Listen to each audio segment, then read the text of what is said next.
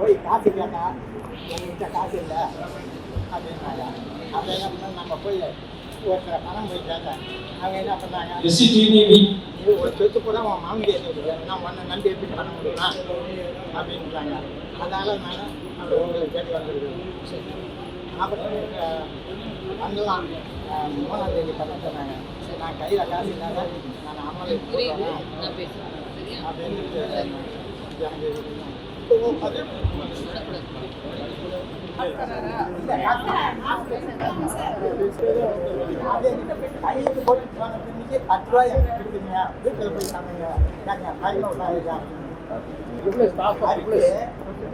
என் செயினை நான் எடுத்துக்கிறேன். இது அடுத்து செயினை மட்டும் எடுத்துக்கிட்டாங்க.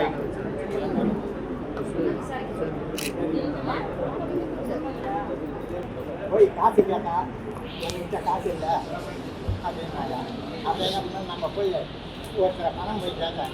அவங்க என்ன பண்ணாங்க, இது ஒரு சொத்து கூட உன் மாமியை இருக்குது, நான் உன்னை நம்பி எப்படி பண்ண முடியுமா அப்படின்ட்டாங்க. அதனால் நான் அப்படி உங்களுக்கு கேட்டு வந்துருக்கேன். அப்புறம் பண்ணலாம் 3ஆம் தேதி பண்ண சொன்னாங்க. நான் கையில் காசு இல்லாத நான் அமலுக்கு போடுறேன் அப்படின்னு எனக்கு